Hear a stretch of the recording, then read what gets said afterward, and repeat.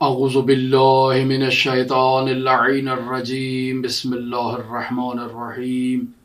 الحمد للہ رب العالمین الصلاة والسلام علی اشرف الانبیاء والمرسلین وعلى آلہ الطیبین الطاہرین المعصومین الذین اذهب اللہ عنہم الرجس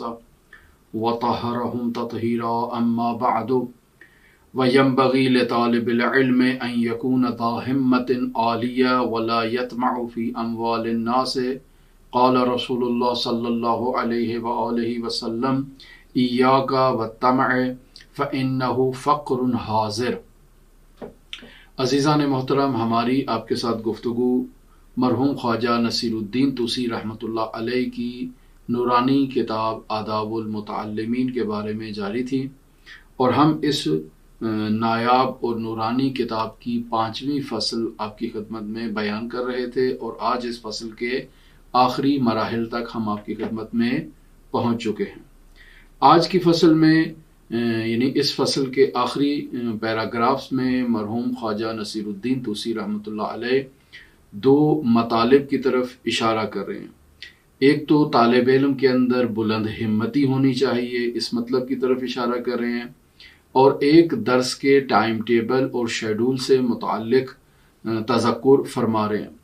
لہٰذا پہلے مطلب کی طرف آتے ہیں کہ ایک طالب علم کی ہمت بلند ہونی چاہیے۔ خود ہمت کا بلند ہونا ایمان کی علامت میں سے ہے۔ مومن ہمیشہ اس کی نظر خداوند متعال پر ہوتی ہے، ہمیشہ اس کی نظر ارتقائی مدارج طے کرنے پر ہوتی ہے، ہمیشہ اس کی نظر ملکوت اعلیٰ پر ہوتی ہے۔ لہٰذا ایک طالب علم کو بلند ہمت ہونا چاہیے تاکہ وہ علمی اعتبار سے مدارج عالیہ طے کرے، معنوی اعتبار سے مدارج عالیہ طے کرے۔ یہ ایک مومن کی خصوصیت ہے کہ وہ بلند ہمت ہو اور بلند مقامات تک پہنچنے کے لیے جد و جہد کرے۔ اگر آغاز طلبگی میں ہی اس کا ہدف معمولی ہو، معمولاً ہمارے ہاں طالب علم آتے ہیں کہ 2 سال 3 سال حوزہ علمیہ میں چلے جائیں تاکہ نماز یاد کر لیں، نماز جنازہ یاد کر لیں، فقہی احکام جو روزمرہ زندگی کے ہیں وہ یاد کر لیں، اور اس کے بعد پھر واپس اپنے وطن چلے جائیں، تو یہ طالب علم یقینی بات ہے چونکہ ان کی ہمت بلند نہیں ہے۔ یہ جو تھوڑا بہت سیکھنے کے لیے آئے ہیں ان میں بھی اقل قلیل ان کو نصیب ہوگا، اور اسی طرح سے یہ واپس چلے جائیں گے۔ لہٰذا آپ دیکھتے ہیں کہ معاشرے کے اندر طلاب علوم دینیہ جو خدمات انجام دے رہے ہیں، جن کی علمی سطح کم ہے اور وہ حوزہ علمیہ سے فارغ التحصیلی کے دعوے دار بھی ہیں، تو بنیادی وجہ کیا ہے؟ بنیادی وجہ یہی ہے کہ وہ حوزے میں جب تشریف لے گئے تھے تو ان کی ہمت عالی نہیں تھی، بلند ہمتی نہیں تھی۔ ان کا آغاز ہی سے ہدف یہی تھا کہ ہم نے حوزے میں جا کر 3-4 سال لگا کر اپنے اوپر سٹیپ لگوانی ہے کہ ہم جو ہے وہ فارغ التحصیل قوم ہیں، فارغ التحصیل نجف اشرف ہیں، فارغ التحصیل مشہد مقدس ہیں، وغیرہ وغیرہ، اور اس فارغ التحصیلی کی سٹیمپ لگوا کر وہ پاکستان میں جاتے ہیں اور یا اپنے علاقوں میں جاتے ہیں، ہندوستان میں جاتے ہیں، تو وہاں پر مشکلات کا باعث بنتے ہیں۔ جب بھی ان سے کوئی مسئلہ پوچھا جائے تو یا وہ اپنا فتویٰ دے رہے ہوتے ہیں، یا پھر وہ ادھر ادھر کی آئیں بائیں شائیں کر رہے ہوتے ہیں، اور پھر اسی وجہ سے لوگ مشکلات کا شکار ہوتے ہیں۔ تو عزیزان، طالب علم کو آغاز ہی سے بلند ہمت ہونا چاہیے۔ بلند ہمتی کی مصداق یہ نہیں ہے کہ ایک طالب علم آئے اور آ کر حوزہ علمیہ میں اس کا یہ ارادہ ہو کہ میں بالفرض امام خمینی بنوں گا، میں بالفرض آغا خامنہئی بنوں گا، میں بالفرض آغا خوئی بنوں گا۔ نہیں، بلکہ ان سے بھی بلند اس کی نظر ہونی چاہیے کہ میں علم کی آخری سطح تک پہنچوں گا، کہ جو امیر المؤمنین علی بن ابی طالب علیہ الصلوۃ والسلام کا مد نظر ہے کہ وہ ایک مومن کو اس بلند ہمتی پر اور بلند علمی مدارج پر دیکھنا چاہتے ہیں۔ لہٰذا ایک طالب علم کی نظر وہ افق اعلیٰ پر ہونی چاہیے، کم ترین چیز کے اوپر نہیں ہونی چاہیے۔ لیکن آپ خود دیکھ لیں کہ معمولاً 99% افراد جو ہمارے ہندوستان یا پاکستان سے حوزہ علمیہ میں آتے ہیں، ان کے آنے کا بنیادی مقصد جو ہوتا ہے وہ چند سال حوزے میں رہنا ہوتا ہے۔ یعنی کسی بھی طالب علم سے آپ پوچھ لیں جو پاکستان سے یا ہندوستان سے ایران میں آتا ہے، اس سے پوچھیں کہ بھئی آپ ایران کس لیے جا رہے ہیں؟ کہ بھئی تھوڑا 3-4 سال میں وہاں پر پڑھوں گا، زیادہ سے زیادہ 10 سال پڑھوں گا اور اس کے بعد وہاں سے میں واپس آ جاؤں گا. بہت ضرورت ہے علاقے میں، معاشرے میں خدمت کرنے کی بہت ضرورت ہے. لوگوں کے حلال و حرام کے مسائل ہیں، لوگوں کی واجبات کے مسائل ہیں، لوگوں کی اقتصادی مشکلات ہیں، لوگوں کی اخلاقی مشکلات ہیں. میرے اوپر فرض ہے کہ میں جا کر ان کو تبلیغ کروں؟ نہیں عزیزان، پہلے انسان خود کو تیار کرے. اگر انسان خود تیار نہیں ہے تو وہ لوگوں کو کیا توقع رکھتا ہے کہ لوگوں کی اصلاح کرے؟ ہمارے معاشرے میں آج تک جتنے بھی علماء گئے ہیں، ان کی زحمات، ان کی جو خدمات ہیں وہ قابل قدر ہیں. ان کے ہاتھوں کو چومنا چاہیے، ان کے پاؤں کو چومنا چاہیے کہ انہوں نے زحمت کی ہے، معاشرے میں جا کر اسلام کی تبلیغ کی ہے. لیکن اگر یہ بلند ہمتی کا مظاہرہ کرتے اور حوزہ علمیہ سے وہ افق اعلیٰ کو لے کر اپنے منطقے میں جاتے، تو میں سمجھتا ہوں ایسا ایک عالم دین ہی پورے معاشرے کی اور پورے ملک کی اصلاح اور پورے ملک کے ترقی کے لیے کفایت کرتا تھا، جیسے بزرگان تھے، جیسے ہمارے قدیمی علماء تھے. لہٰذا آج جو طالب علم حوزہ علمیہ میں آتا ہے اس کا ہدف 2 4 5 اتنے سال لگانا ہے. اور پھر بھی آج کل حوزہ علمیہ میں خصوصاً ایران کے اندر جو ایک مصیبت ہے کہ ہمیں یہ جامعۃ المصطفیٰ جو انٹرنیشنل یونیورسٹی کے طور پر ہمیں نصیب ہو چکا ہے، کہ جو ہمیں حوزوی تعلیم نہیں پڑھنے دیتا، ہمیں خلاصے اور جزووں کے اوپر لگا دیتا ہے. تو یقینی بات ہے کہ ایسی صورت میں ایک طالب علم کی بلند ہمتی کیا ہوگی؟ وہ اصلاً درس ہی نہیں پڑھے گا، اس کو آغاز ہی میں جزووں کی طرف لگا دیا جائے گا اور خلاصوں کی طرف لگا دیا جائے گا کہ خلاصۃ الاسلام ہم آپ کو دے رہے ہیں، آپ یہ جا کر وہاں پر اس کی ترویج کریں، اصلی اسلام ہمارے پاس رہنے دیں اور ہم اس کی جو ہے نا وہ خود جب آپ کو ضرورت پڑے گی تو آپ کی جو ہے وہ اس ضرورت کو پورا کریں گے. نہیں عزیزان، ہمیں خود غنی ہونا چاہیے، محتاج نہیں ہونا چاہیے. قطعی طور پر ہم اس مقدس ادارے کی جو ہے وہ خدمات کو نظر انداز نہیں کر سکتے، لیکن عزیزان حوزہ علمیہ میں انسان کو بلند ہمتی کا مظاہرہ کرنا چاہیے، مدارج عالیہ طے کرنے چاہیے، علمی اعتبار سے بھی اور تقوی کے اعتبار سے بھی. تب جا کر ایک طالب علم معاشرے کی خدمت کر سکتا ہے، وگرنہ نیم حکیم ہی رہے گا، اور نیم حکیم خطرہ جان بھی ہوتا ہے اور خطرہ ایمان بھی ہوتا ہے. اس سے اجتناب کرنا نہایت ضروری ہے. لہٰذا وہ افراد جو اپنے عزیزوں کو حوزہ علمیہ میں بھیجتے ہیں، ان سے بھی یہ گزارش ہے کہ یا تو اپنے عزیزوں کو آپ حوزہ علمیہ میں نہ بھیجیں، اور اگر آپ بھیج رہے ہیں تو پھر آپ کی بھی قربانی ہونی چاہیے، اور ان سے کہہ دیں کہ ہم نے آپ کو اسلام کے لیے وقف کر دیا ہے اور آپ اپنی تمام زندگی جا کر بیٹھ کر وہاں پڑھیں، اور جب تک کسی بلند مقام تک نہیں پہنچتے آپ واپس نہیں آئیں. آپ کو وہاں پہ بلند مقام تک پہنچنا ہے. کون سا بلند مقام؟ وہ بلند مقام کہ جس بلند مقام پر علی اپنے شیعہ مؤمن عالم کو دیکھنا چاہتے ہیں، علمی اعتبار سے بھی اور تقوی کے اعتبار سے. جب آپ اس مقام تک پہنچ گئے تو پھر آپ تشریف لا سکتے ہیں اگر معاشرے کو آپ کی ضرورت ہو، وگرنہ وہیں حوزہ علمیہ میں مزید طالب علموں کی آپ تربیت کریں اور انہیں بلند مدارج اور عالی مقام تک پہنچانے میں مدد کریں. کیوں؟ چونکہ طالب علم جب حوزہ علمیہ میں آتا ہے تو اسے سپورٹ کی ضرورت ہوتی ہے، جو اسے رہنمائی کرے. اور معمولاً نہایت افسوس کی بات ہے کہ آج کل جو طالب علم حوزہ علمیہ میں آتے ہیں انہیں سپورٹ کی ضرورت نہیں ہوتی ہے، وہ وہاں سے مجتہد بن کے آتے ہیں اپنے اپنے علاقوں سے، یہاں آ کر اپنے اجتہاد کا اظہار کرتے ہیں، اجتہاد بمعنی اپنی نظر کا، اور پھر اسی نظر کے ساتھ وہ واپس جاتے ہیں. طالب علم معمولاً آج کے دور میں حوزہ علمیہ میں پڑھنے کے لیے نہیں آتے بلکہ پڑھانے کے لیے آتے ہیں مجتہدین کو، کہ بھئی ہم یہ نظریہ لے کر آئے ہیں، آپ دیکھیں ہمارا نظریہ کتنا اچھا ہے، ہم آپ کو دلیل دیں گے کہ یہ مسائل کیسے ہیں. اور پھر کچھ عرصہ یہاں گھوم پھرتے ہیں، سیر و تفریح کرتے ہیں، سیر و سپاٹا کرنے کے بعد واپس چلے جاتے ہیں. عزیزان یہ مذموم کام ہے. بلند ہمتی کا ایک طالب علم کو مظاہرہ کرنا چاہیے. لہٰذا مرحوم خواجہ نصیر الدین طوسی رحمۃ اللہ علیہ بھی اپنی اس پیراگراف میں اسی مطلب کی طرف اشارہ کر رہے ہیں. میں عبارت پڑھتا ہوں تاکہ مرحوم خواجہ نصیر الدین طوسی رحمۃ اللہ علیہ کے اس معنوی دسترخوان سے بھی استفادہ کیا جائے. لہذا ارشاد فرما رہے ہیں وَيَنبَغِي لِطَالِبِ الْعِلْمِ أَن يَكُونَ ذَا هِمَّةٍ عَالِيَةٍ، یعنی ایک طالب علم کے لیے یہ سزاوار ہے، ضروری ہے کہ اس کی ہمت بلند ہونی چاہیے، اسے صاحب ہمت ہونا چاہیے. اور کون سی ہمت کا مالک ہونا چاہیے؟ جو ہمت عالی ہو، یعنی ادنا ہمت ایک طالب علم میں ہرگز نہیں ہونی چاہیے. پھر کیا فرماتے ہیں؟ لا يطمع فی اموال الناس، یعنی اس کی ہمت بلند ہو تحصیلی مقام میں، اور تحصیلی مقام میں ہمت بلند رکھنے کے ساتھ ساتھ یہ لوگوں کی جیب پہ نظر نہ رکھے کہ بھئی فلاں شخص کے پاس پیسہ ہے،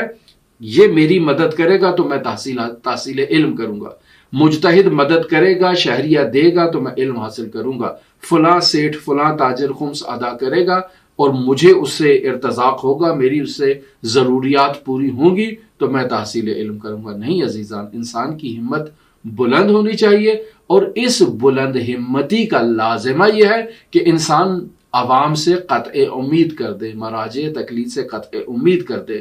انسان لوگوں سے قطع امید کرے اور خود محنت کرے، خود اس کا یہ ہو کہ میں کسی طرح سے خود اپنی ضروریات زندگی کو خود فراہم کروں۔ جیسے بزرگ علماء قدیم اس طرح سے کیا کرتے تھے، کوئی نجاری کا کام کیا کرتا تھا، کوئی آہنگری کا کام کیا کرتا تھا، کوئی سفالگری کا کام کیا کرتا تھا، کوئی لحاف دوزی کا کام کیا کرتا تھا، اور اس قسم کے مشاغل، حتیٰ زراعت، حتیٰ باغبانی، حتیٰ یہ جو مویشی پروری ہے اور اس قسم کے مختلف کام علماء کیا کرتے تھے، اور اپنی محنت بازو سے خود کماتے تھے اور خود اپنی ذات پر بھی لگاتے تھے اور دوسروں پر بھی انفاق کیا کرتے تھے۔ لیکن اگر ایک طالب علم کی تمام یہ توجہ جو ہے وہ اس مطلب کی طرف ہو کہ اسے وظیفہ دیا جائے گا تو وہ تحصیل علم کرے گا، تو عزیزان یہ وظیفہ اگر قط ہو گیا تو ایک طالب علم کو لالے پڑ جائیں گے جان کے، اور یقینی بات ہے کہ وہ مراجع تقلید کو بھی برا بھلا کہے گا، مخیرین کو بھی برا بھلا کہے گا، اور تحصیلی مدارج طے نہیں کرے گا، جلدی فرار کر جائے گا حوزہ علمیہ سے۔ یہ بھی ایک قسم کا بسا اوقات طالب علموں کے لیے امتحان ہوتا ہے، تاکہ ان پر اقتصادی مشکلات کو لاگو کیا جائے اور دیکھا جائے کہ یہ واقعاً حوزے میں پڑھنے کے قابل ہیں، عالم دین بننے کے قابل ہیں، آیا لیاقت رکھتے ہیں۔ امام زمان اجل اللہ تعالی فرجہ شریف کے مکتب میں قال الصادق و قال الباقر پڑھنے کی اگر لیاقت رکھتے ہیں تو پڑھیں گے، اور اگر ان میں صلاحیت نہیں ہے تو یہ واپس چلے جائیں گے۔ لہٰذا مرحوم خواجہ فرما رہے ہیں وَيَنبَغِي لِطَالِبِ الْعِلْمِ أَن يَكُونَ ذَا ہِمَّةٍ عَالِيَةٍ، ایک طالب علم کو صاحب ہمت عالیہ ہونا چاہیے، لا يَطْمَعُ فِي أَمْوَالِ النَّاسِ، اور وہ لوگوں کے مال کا منتظر نہ ہو، ان پر طمع نہ کرے، ان پر لالچ نہ کرے۔ کیوں؟ چونکہ رسول خدا صلی اللہ علیہ وآلہ وسلم کا فرمان ذیشان نقل کر رہے ہیں مرحوم خواجہ کہ ارشاد ہوا ہے ایاک والطمع فإنہ فقر حاضر، یعنی رسول خدا صلی اللہ علیہ وآلہ وسلم فرما رہے ہیں کہ ایاک والطمع، یعنی پرہیز کرو، کس چیز سے پرہیز کرو؟ لالچ سے۔ کیوں؟ چونکہ یہ لالچ اور یہ طمع جو ہے یہ خود فقر ہے، یعنی انسان کو اگر پوری دنیا بھی لا کر اس کے قدموں میں رکھ دی جائے تب بھی انسان میں اگر لالچ ہے تو یہ دنیا اس کے لیے کفایت نہیں کرتی ہے، وہ کہے گا حل من مزید، حل من مزید۔ جیسے ہمارے عزیزوں کے توحید کا یہ نظریہ ہے کہ جب خداوند متعال جہنم میں تمام اپنی مخلوقات کو ڈال دے گا تو وہ کہے گی حل من مزید، حل من مزید، حل من مزید، تو پھر خداوند متعال اپنی ٹانگ جہنم میں ڈال دے گا کہ بھئی اب تو پوری ہو جائے، اب تو تمہارا پیٹ بھر جائے۔ تو اگر انسان لالچی ہوگا اس جہنم کی طرح تو یہ اس کا وجود حقیقتاً کیا ہے؟ ایک جہنم کی حیثیت رکھے گا، اور وہ حل میں مزید، حل میں مزید، حل میں مزید کہے گا، تو پوری دنیا اس کو لا کر بھی دے دی جائے تب بھی وہ کہے گا کہ نہیں۔ کیوں؟ چونکہ اس کی نظر جو ہے نا وہ پوری نہیں ہوئی ہے، اس کا جو وجود ہے اس میں ابھی طمع باقی ہے، لالچ باقی ہے۔ تو عزیزان جو آپ کے پاس موجود ہے آپ اس کو غنیمت جانیں، خدا نے آپ کو دیا ہے، آپ اس کو کہیں کہ اس سے بڑا خزانہ میرے پاس کچھ نہیں ہے، ولو وہ ایک ریال ہی کیوں نہ ہو، ولو وہ کچھ بھی نہ ہوا، حقیر ترین ہی چیز کیوں نہ ہو، لیکن آپ شکر کریں گے تو خداوند متعال آپ کی اس میں برکت دے گا۔ لَإِن شَكَرْتُمْ لَأَزِيدَنَّكُمْ، اگر آپ شکر کرو گے تو خداوند متعال آپ کے نعمات میں اضافہ فرمائے گا۔ لہٰذا فرما رہے ہیں کہ ایاک وطمع، یعنی پرہیز کرو اور بچو کس چیز سے؟ لالچ سے۔ کیوں؟ چونکہ فإنہ، یہ جو طمع ہے یہ خود فقر حاضر، یہ خود ایک موجودہ فقر ہے، یعنی آپ کے اندر لالچ ہے تو لالچ کس چیز کا ہے؟ زیادتی کا ہے، وہ زیادتی بھی نصیب ہو جائے، پھر لالچ ہے کس چیز کا؟ مزید زیادتی کا، اور یہ زیادتی زیادتی زیادتی بڑھتی چلی جائے گی، اور آپ کو سب کچھ بھی مل جائے تو بھی آپ کہیں گے کہ میرے لیے کفایت نہیں کرتا ہے۔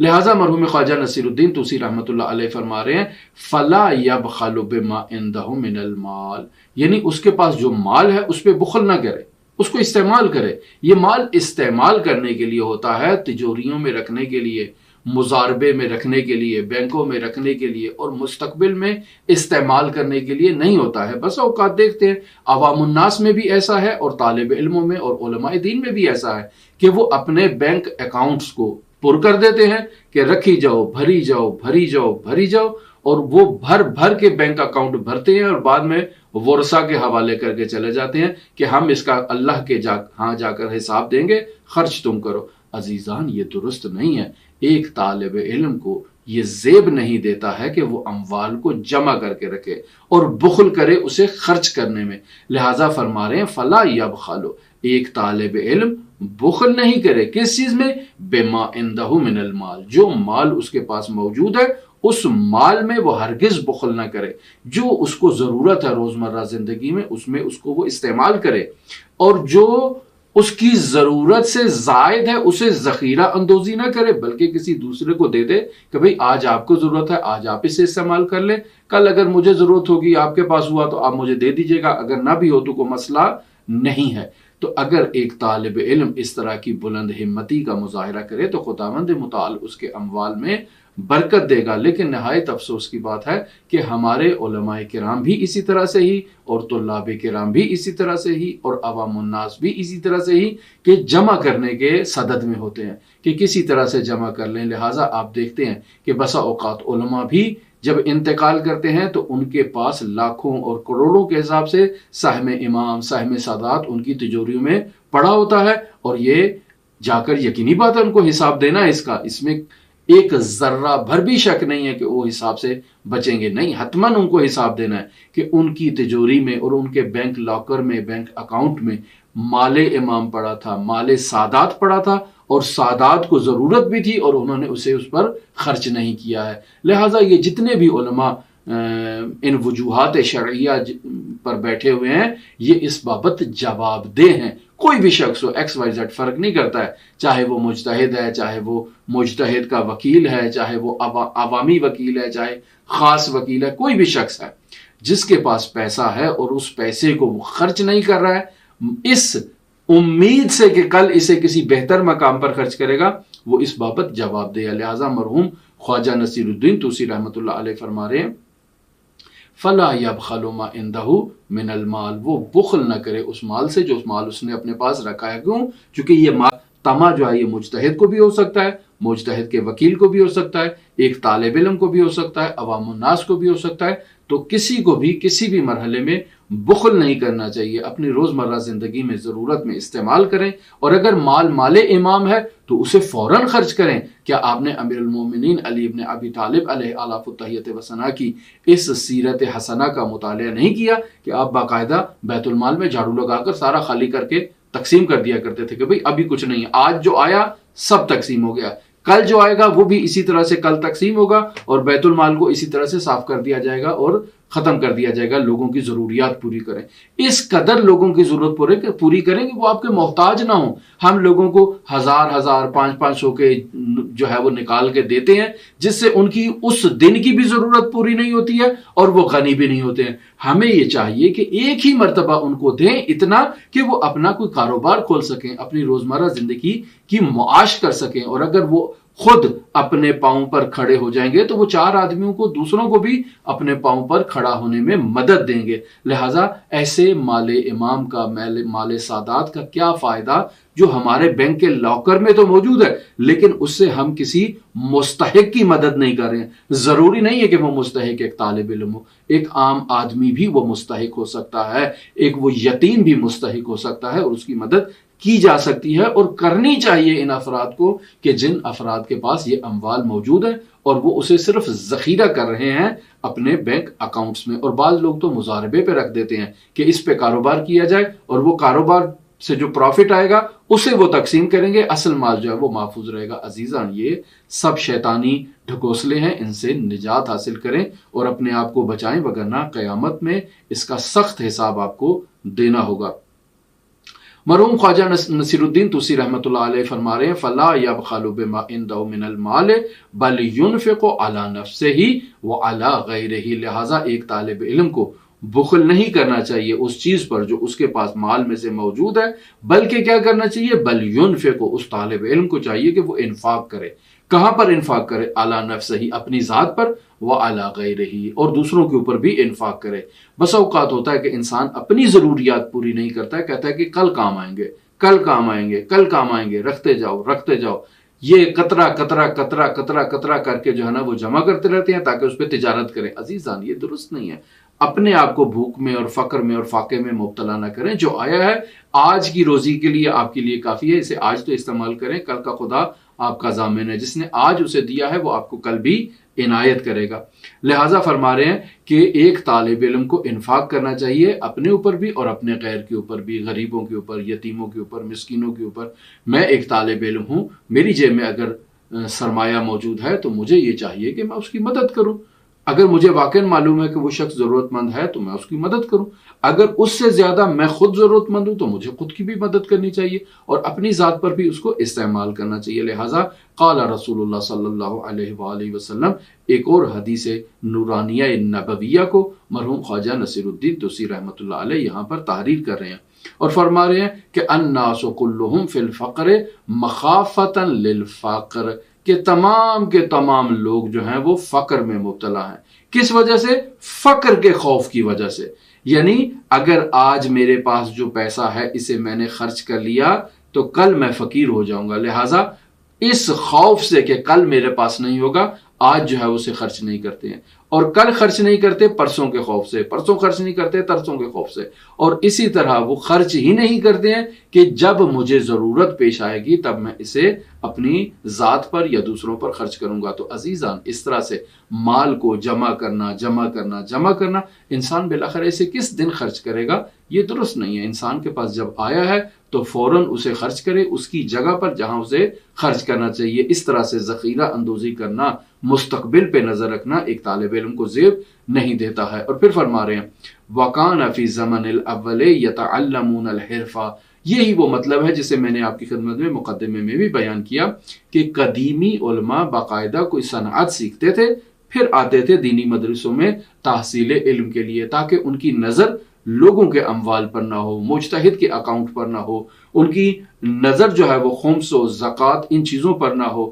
بلکہ وہ خود اپنی مدد اور اپنے زور بازو سے وہ کمائیں گے، کھائیں گے اور پھر تحصیل علم بھی حاصل کریں گے۔ ایسا شخص اگر تحصیل علم کرتا ہے تو یقینی بات ہے کہ وہ کسی کا محتاج نہیں ہے، وہ مسئلہ بیان کرنے میں کسی کا محتاج نہیں ہے، وہ دین کی تبلیغ کرنے میں کسی کا محتاج نہیں ہے، اور وہ بے باک ہو کر قال الصادق و قال الباقر کو بیان کرے گا۔ اس کو کسی سے کوئی لالچ نہیں ہے، نہیں دیتے تو اپنی جیب میں رکھیں، ہمیں کسی کی ضرورت نہیں ہے، ہم کسی کے گھر کا تھوڑی کھاتے ہیں، لہٰذا ہم بیان کریں گے جو رسول خدا نے فرمایا ہے، ہم بیان کریں گے جو امام صادق اور امام باقر نے رسول خدا سے نقل کیا ہے، ہمیں کسی کا خوف نہیں ہے۔ لیکن اگر ہم دوسروں سے لے کر کھاتے ہیں تو یقینی بات ہے ہمیں ان کی خوشنودی کا خیال رکھنا ہوگا تاکہ وہ ارتزاق جو ہے وہ جو ہمیں وہ دے رہے ہیں وہ بند نہ کر دیں۔ تو یقینی بات ہے یہ ایک طالب علم کے لیے مذموم ہے۔ لہٰذا فرما رہے ہیں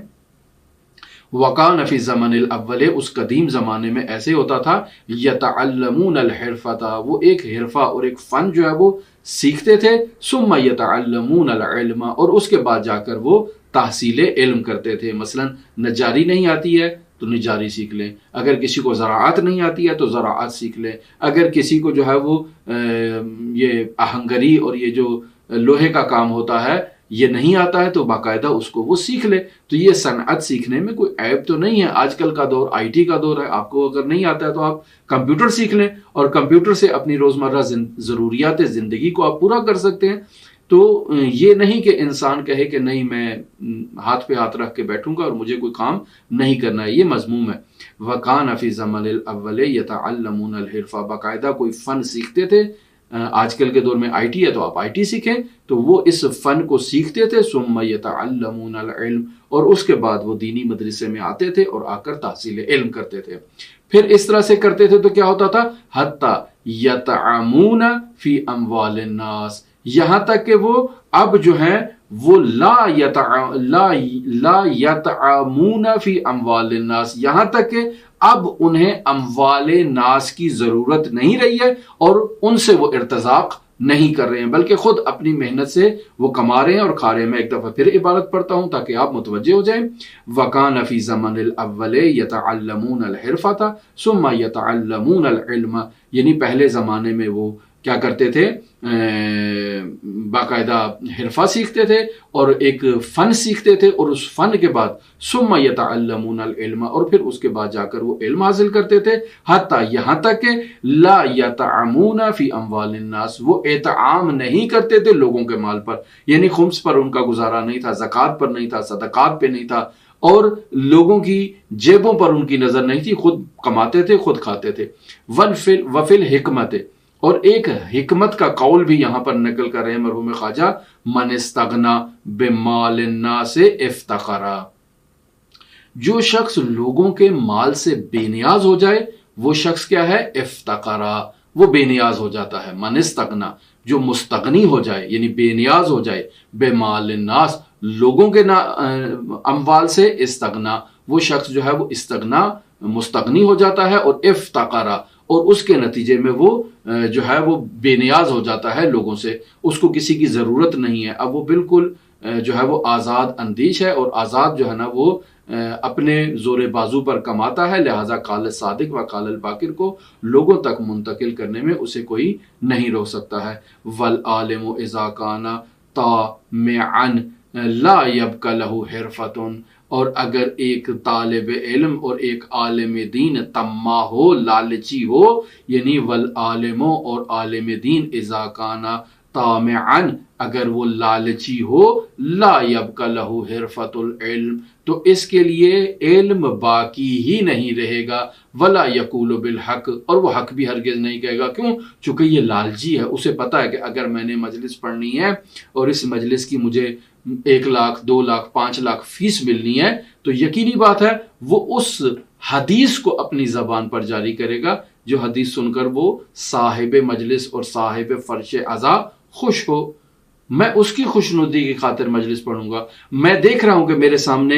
وہ لوگ جو ہیں ان کو تبلیغ دین کی ضرورت ہے، میں دیکھ رہا ہوں کہ ان میں لوگ نماز نہیں پڑھنے والے ہیں، ان میں روزہ رکھنے والے نہیں ہیں، ان میں ممکن ہے بعض شراب خوار بھی موجود ہوں، بعض زنا کرنے والے بھی موجود ہوں، بعض لواط کرنے والے بھی موجود ہوں، بعض ریبہ خوار بھی موجود ہوں، لیکن میں نے احادیث پڑھنی ہے صرف امیر المؤمنین علی ابن ابی طالب علیہ آلاف التحیت و ثنا کی فضیلت کی، ان کی عظمت کی اور ان کی اس کمالات کی۔ میں یہ چاہتا ہوں کہ یہ کمالات بیان کروں تاکہ لوگ خوشحال ہوں، لوگ خوشحال ہوں تو اس کا نتیجہ کیا نکلے گا، وہ مجھے زیادہ معاوضات دیں گے، نتیجہ تن کیا ہوگا کہ وہ بات جو مجھے کرنی تھی وہ میں نے نہیں کیا۔ اگر یہاں پر امیر المؤمنین علی ابن ابی طالب خود اس مجلس میں اور اس منبر پر رونق افروز ہوتے تو سوال یہ تھا کہ وہ کیا کرتے،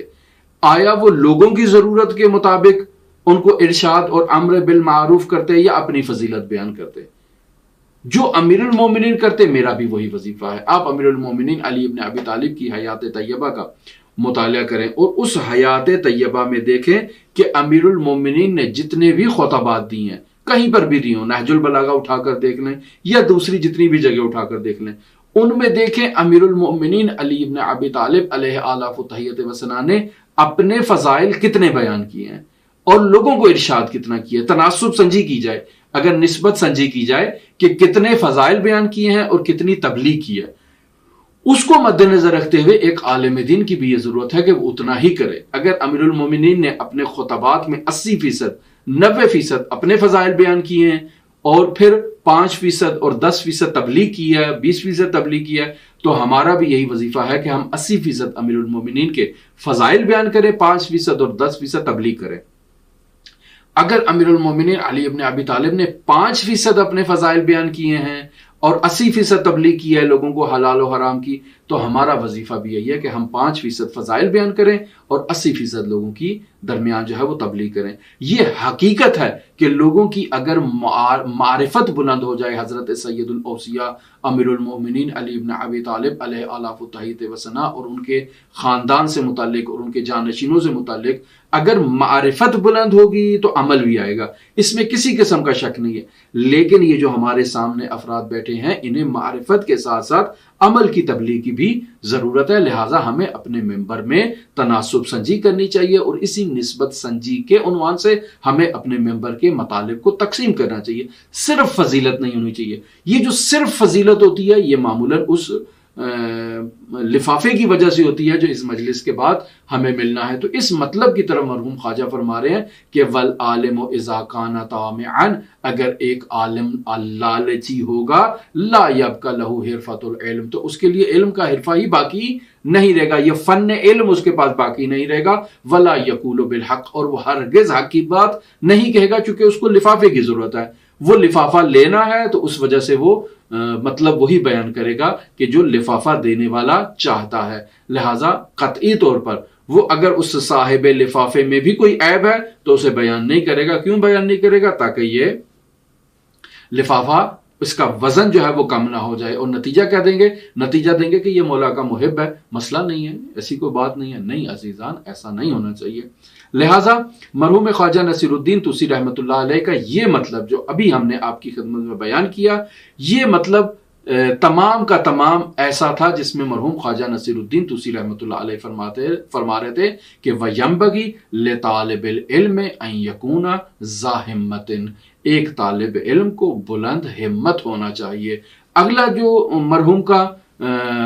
پوائنٹ ہے جس میں وہ درس کے شیڈول اور ٹائم ٹیبل سے متعلق بیان کریں، اسے ہم اپنی اگلی گفتگو میں آپ کی خدمت میں بیان کریں گے، ہمارے ساتھ رہیے گا۔ اللہم صلی علی محمد وآل محمد وعجل فرج قائم آل محمد۔